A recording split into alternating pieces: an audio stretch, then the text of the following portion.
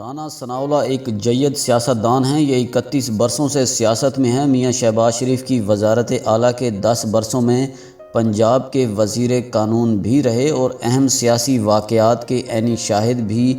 ہم ان کی سیاسی غلطیوں پر تنقید کر سکتے ہیں، لیکن جہاں تک ان کی جمہوری جدوجہد کا تعلق ہے تو ہمیں نہ چاہتے ہوئے بھی انہیں کریڈٹ دینا ہوگا۔ شاید یہی وجہ ہے 1 جولائی 2019 کو جب ان پر 15 کلو گرام ہیروئن لاہور لے جانے کا الزام لگا تو پوری سیاسی اور صحافتی برادری میں کوئی ایک بھی ایسا شخص نہیں تھا جس نے اس الزام کو سچ سمجھا ہو۔ ہر شخص نے مذمت بھی کی اور رانا ثناءاللہ کے ساتھ یکجہتی کا اظہار بھی کیا۔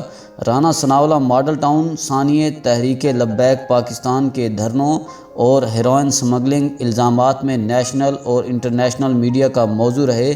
ثانیہ ماڈل ٹاؤن پر بے تحاشا لکھا اور بولا جا چکا ہے، لیکن تحریک لبیک پاکستان کے دھرنوں اور ہیروئن سمگلنگ الزام پر بے شمار سوالوں کے جواب ابھی تشنہ ہیں۔ چنانچہ میں نے 3 دن قبل رانا صاحب سے رابطہ کیا، ہماری ملاقات ہوئی اور میں نے ان سے چند سوالات پوچھے۔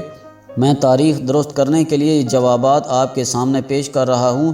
میں نے ان سے پوچھا کیا یہ سچ ہے تحریک لبیک پاکستان میاں نواز شریف نے بنائی تھی؟ رانا صاحب کا جواب تھا میاں نواز شریف یا نون لیگ کا TLP کی تشکیل میں کوئی ہاتھ نہیں تھا۔ اس نے ممتاز قادری کی گرفتاری اور سزائے موت سے جنم لیا تھا۔ ممتاز قادری نے 4 جنوری 2011 کو پاکستان پیپلز پارٹی کے دور میں گورنر پنجاب سلمان تاثیر کو قتل کیا تھا۔ یہ اس دور میں گرفتار ہوا تھا اور پیپلز پارٹی کے دور ہی میں کیس چلا تھا۔ عدالت نے سزائے موت بھی پیپلز پارٹی کے دور ہی میں سنائی۔ علامہ خادم حسین رضوی لاہور میں پیر مکی مسجد میں خطیب تھے۔ یہ محکمہ اوقاف پنجاب کے ملازم بھی تھے۔ علامہ رضوی صاحب نے ممتاز قادری کے حق میں تقریریں شروع کر دیں اور محکمہ اوقاف کی نوکری چھوڑ دی۔ یہ اس کے بعد ملک میں مشہور ہوتے چلے گئے۔ علامہ رضوی اور پیر افضل قادری صاحب کی طرف سے ہم پر ممتاز قادری کی رہائی کے لیے دباؤ تھا۔ میں نے ان کے وفد سے ملاقات بھی کی اور ان کا مطالبہ تھا آپ جیل کھولیں اور ممتاز قادری کو رہا کر دیں۔ میں نے جواب دیا ہم یہ کیسے کر سکتے ہیں، یہ فیصلہ عدالتوں نے کرنا ہے۔ یہ بولے آپ پھر عدالتوں کو بتائیں، عاشق رسول کو پھانسی نہیں دی جاتی۔ بہرحال عدالت کے حکم پر 29 فروری 2016 کو اڈیالہ جیل میں ممتاز قادری کو پھانسی دے دی گئی اور اس کے بعد احتجاج کا سلسلہ شروع ہو گیا۔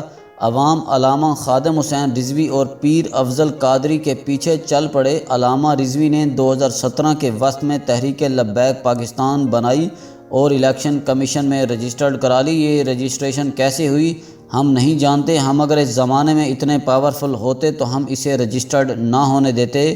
کیوں؟ یہ میں آپ کو آگے چل کر بتاؤں گا۔ آپ کو یاد ہوگا میاں نواز شریف جولائی 2017 میں ڈسکوالیفائی ہو گئے تھے۔ لاہور میں ان کا حلقہ NA 120 خالی ہو گیا تھا اور نون لیگ نے مرحومہ کلثوم نواز کو وہاں سے الیکشن لڑانے کا فیصلہ کیا تھا۔ ہم جانتے تھے TLP NA 120 میں ہمارے مقابلے میں اپنا امیدوار کھڑا کرے گی اور یہ ہمارے ووٹ توڑے گی، لہٰذا ہم اگر اس زمانے میں تگڑے ہوتے تو ہم TLP کو رجسٹرڈ ہی نہ ہونے دیتے۔ یہ بہرحال رجسٹرڈ ہوئی۔ اس نے شیخ اظہر رضوی کو اپنا امیدوار بنایا اور 17 ستمبر 2017 کے ضمنی الیکشن میں TLP نے 7,2500 ووٹ لے لیے۔ کلثوم نواز جیت گئیں، لیکن TLP ایک سیاسی قوت بن گئی اور اس نے 2018 کے الیکشنز میں پنجاب میں 18,88,240 ووٹ لیے۔ میں نے ان سے پوچھا آپ پر الزام ہے آپ نے نومبر 2017 میں TLP کو اسلام آباد بھجوایا تھا۔ رانا صاحب نے کھلے دل سے اعتراف کیا یہ اعتراض درست ہے، تاہم ان کا کہنا تھا قومی اسمبلی نے اکتوبر 2017 میں الیکشن ترمیمی بل پاس کیا تھا، اس میں امیدوار کے فارم میں تبدیلی کی گئی تھی۔ میں نے لقمہ دیا آپ لوگوں نے ختم نبوت کی شک اڑا دی تھی۔ رانا صاحب نے جواب دیا اس پر بہت کچھ کہا اور سنا جا چکا ہے، ہم پرانی بحث میں نہیں الجھتے۔ میں آپ کو وہ بتاتا ہوں جو ابھی تک آپ کے سامنے نہیں آیا۔ TLP نے الیکشن ترمیمی بل کے خلاف احتجاج شروع کر دیا، حکومت پر دباؤ آیا۔ وزیر اعظم شاہد خاقان عباسی نے راجہ ظفر الحق کی سربراہی میں تحقیقاتی کمیٹی بنا دی۔ میرے مذاکرات ہوئے اور TLP نے یہ کمیٹی تسلیم کر لی، لیکن یہ اس کے باوجود دھرنا دینا چاہتے تھے۔ ان کا پلان تھا یہ داتا دربار پر جمع ہوں اور قافلے کی شکل میں اسلام آباد جائیں۔ میں نے ان سے بات کی اور یہ طے ہوا یہ لوگ لاہور سے نکلیں گے، کسی جگہ توڑ پھوڑ نہیں کریں گے، ٹریفک بھی بلاک نہیں ہوگی، یہ اسلام آباد پہنچیں گے، راجہ ظفر الحق اپنی رپورٹ جاری کریں گے اور یہ لوگ تقریر کر کے اسی شام منتشر ہو جائیں گے۔ میں نے وفاقی حکومت کو بھی مطلع کر دیا اور راجہ ظفر الحق کو بھی اعتماد میں لے لیا، ہمیں اوکے کر دیا گیا اور یوں ہم نے ٹی ایل پی کو اسلام آباد جانے کی اجازت دے دی۔ یہ لوگ 6 نومبر کو داتا دربار سے روانہ ہوئے اور یہ 7 نومبر 2017 کو فیض آباد پہنچ گئے۔ ہم نے ٹی ایل پی کے فیض آباد پہنچنے کے بعد راجہ ظفر الحق سے رابطہ کیا تو راجہ صاحب نے رپورٹ دینے سے انکار کر دیا۔ ان کا کہنا تھا یہ ایمان کا مسئلہ ہے، مجھے سوچنے سمجھنے کے لیے وقت چاہیے۔ ہم سب کے ہاتھوں کے طوطے اڑ گئے۔ میں نے راجہ ظفر الحق کے گھٹنوں تک کو ہاتھ لگایا لیکن راجہ صاحب ٹس سے مس نہ ہوئے۔ میں نے لقمہ دیا، کیا پارٹی نے راجہ صاحب کو اسی وجہ سے سینٹ کا ٹکٹ نہیں دیا؟ یہ ہنس کر بولے اور بھی وجوہات ہیں لیکن یہ بھی ایک وجہ تھی۔ یہ رکے اور بولے راجہ صاحب نے آج تک رپورٹ نہیں دی۔ میں نے ہنس کر پوچھا کیا آپ اسے بھی ایک ٹائم بم سمجھتے ہیں؟ یہ ہنس کر بولے ہمارے ساتھ ملک میں کسی بھی وقت کچھ بھی ہو سکتا ہے۔ یہ آگے بڑھے اور بولے ہم پھنس چکے تھے، میں نے نئے سرے سے مذاکرات شروع کر دیے اور 2-3 سیشنز میں ٹی ایل پی کی قیادت کو دھرنا ختم کرنے کے لیے راضی کر لیا۔ یہ مان گئے لیکن ان کا مطالبہ تھا اگر وفاقی وزیر قانون زاہد حامد استعفیٰ دے دیں تو ہم دھرنا ختم کر کے واپس چلے جائیں گے۔ میں نے وزیر اعظم شاہد خاقان عباسی سے رابطہ کیا، انہوں نے وزیر داخلہ احسن اقبال، وزیر ریلوے خواجہ سعد رفیق اور وزیر قانون زاہد حامد کو پنجاب ہاؤس میں میرے پاس بھجوا دیا۔ میں نے صورتحال تینوں وزراء کے سامنے رکھی۔ احسن اقبال خاموش رہے اور زاہد حامد استعفیٰ دینے پر راضی ہو گئے لیکن خواجہ سعد رفیق نے انکار کر دیا۔ ان کا کہنا تھا ہم اگر آج بلیک میل ہوں گے تو ہم پھر ہر معاملے میں بلیک میل ہوتے چلے جائیں گے۔ خواجہ سعد رفیق کے انکار کے بعد زاہد حامد نے بھی اپنا فیصلہ واپس لے لیا، یوں میں ناکام واپس آ گیا۔ میں نے پوچھا کیا خواجہ صاحب نے اس میٹنگ میں آپ پر یہ الزام لگایا تھا آپ نے اپنی وزارت بچانے کے لیے ان لوگوں کو اسلام آباد بھیج دیا؟ رانا صاحب کا جواب تھا یہ بات درست ہے لیکن میں نے جواب دیا تھا میں صرف وزیر قانون ہوں، وزیر اعلیٰ نہیں، میں نے جو کچھ بھی کیا وزیر اعلیٰ کی مرضی سے کیا۔ میں نے پوچھا وفاقی حکومت نے 25 نومبر 2017 کو دھرنے پر پولیس آپریشن کیا، وہ آپریشن ناکام ہو گیا، کیا آپ اسے وفاقی حکومت کی غلطی سمجھتے ہیں؟ یہ بولے ہم اس سبکی سے بچ سکتے تھے۔ آپریشن کی ناکامی کے بعد حکومت کا بھرم بھی ٹوٹ گیا اور زاہد حامد کو مستعفی بھی ہونا پڑ گیا۔ میں نے پوچھا کہ آپ راجہ ظفر الحق اور خواجہ سعد رفیق کو اس کا ذمہ دار سمجھتے ہیں؟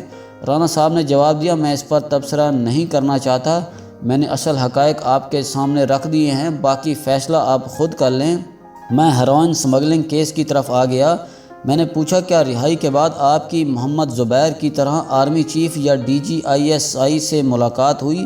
ان کا جواب نفی میں تھا، تاہم ان کا کہنا تھا میں نے chief justice of Pakistan, chief of army staff اور انٹرنیشنل پارلیمنٹرین یونین کو خط لکھے تھے۔ ملک کے طاقتور اداروں کو محسوس ہوا میں انٹرنیشنل فورم پر ریاستی اداروں کے خلاف بات کروں گا، چنانچہ مجھ سے رابطہ کیا گیا۔ میں نے پوچھا آپ سے کس نے رابطہ کیا؟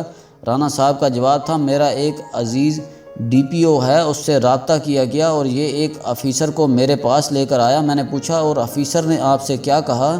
رانا صاحب نے جواب دیا وہ آفیسر مجھ سے آرمی چیف کے نام خط لے گیا، اس کا کہنا تھا آپ کا خط فوجی قیادت تک بھی پہنچ جائے گا اور ہم آپ کو جواب سے بھی مطلع کر دیں گے۔ میں نے پوچھا اور کیا آپ کو جواب ملا؟ یہ بولے آج 1.25 سال ہو چکا ہے، مجھے کوئی جواب نہیں ملا۔ میں نے پوچھا کیا یہ واحد رابطہ تھا؟ وہ بولے نہیں، ایک رابطہ لاہور میں بھی ہوا تھا۔ میں نے پوچھا یہ کس سے ہوا تھا؟ یہ بولے میں سردست یہ نہیں بتانا چاہتا۔ میں نے پوچھا آپ نے آرمی چیف کو خط میں کیا لکھا تھا؟ یہ بولے میں نے اپنے ساتھ ہونے والی زیادتی کی تفصیل بتائی تھی۔ میں نے پوچھا آپ کس کو ذمہ دار سمجھتے ہیں؟